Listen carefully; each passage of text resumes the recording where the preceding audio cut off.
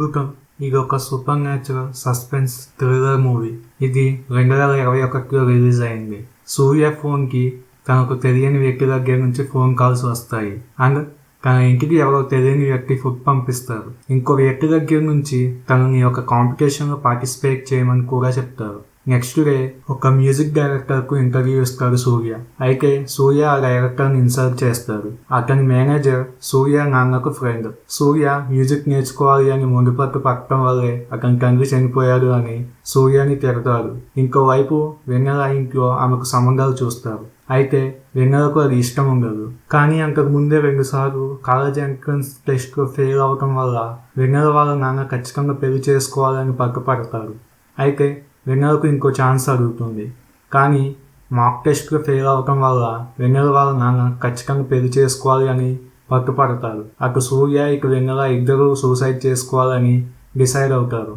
సూర్య తను చనిపోయే విషయాన్ని ఎవరికైనా మెసేజ్ చేసి చనిపోదాం అనుకుంటాడు. కానీ ఎవరికి చేయాలో తెలియక తన ఫోన్ నంబర్కి తానే మెసేజ్ చేస్తాడు. అయితే ఆ మెసేజ్ వెన్నెలకు వెళ్తుంది. ఆ తర్వాత ఇద్దరి మధ్య గొడవ జరుగుతుంది. వెన్నెలకి సూర్యకి ఇద్దరికి అర్థం కాదు వాళ్ళ నెంబర్కి వాళ్ళే మెసేజ్ పెడితే వేరే వాళ్ళకి ఎలా వెళ్తుందా అని. కొన్ని రోజుల తర్వాత సూర్య వెన్నెల ఫ్రెండ్స్ అవుతారు. అయితే వెన్నెల ఫ్రెండ్ ఒక వ్యక్తి ఆన్లైన్లో పరిచయం అయ్యి మోసం చేస్తాడు. వెన్నెల వెంటనే సూర్యని కలవాలని ఒక క్లాక్ టవర్ దగ్గరికి రమ్మని చెప్తుంది. ఇద్దరు అనుకున్న టైంకి అక్కడికి వెళ్తారు. అయితే సూర్య ఉన్న ప్లేస్లో వర్షం పడితే వెన్నెల ఉన్న ప్లేస్లో ఎండ ఉంటుంది. సూర్య వెన్నెలకు ఫోన్ చేసి వర్షం వస్తుంది అని చెప్తాడు. కానీ వెన్నెల ఎండ ఉంది అని చెప్తుంది. సూర్య న్యూస్లో వర్షం గురించి చెప్తున్నాడు అని అంటాడు. కానీ వెన్నెలకు వేరే న్యూస్ ట్రెండ్ అవుతూ ఉంటుంది. ఆ న్యూస్ చూశాక ఇద్దరికి ఏదో తప్పు జరుగుతుంది అని అర్థమైంది. పూర్తిగా విషయం అర్థమయ్యాక ఇద్దరు షాక్ అవుతారు. అయితే వాళ్ళకు తెలిసిన న్యూస్ ఏంటి? సూర్య తన నంబర్కు తానే మెసేజ్ చేసుకుంటే అది వెన్నెల నంబర్కు ఎలా వెళ్తుంది? సూర్య స్టార్టింగ్లో ఫుడ్ ఇచ్చింది ఎవరు? ఇలాంటి ప్రశ్నలకు సమాధానాలు తెలియాలి అంటే మూవీ చూడాల్సిందే. ఇంకా రివ్యూ విషయానికి వస్తే మూవీలో సస్పెన్స్ థ్రిల్లర్ ఎలిమెంట్స్ బాగుంటాయి.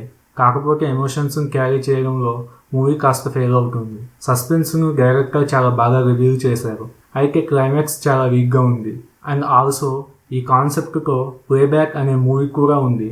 నిజానికి ఈ మూవీ కిమి నో నావా అనే జపనీస్ మూవీకి కాపీ అని చెప్తారు. బట్ టైంపాస్ చేయడానికి ఈ మూవీ బాగుంటుంది.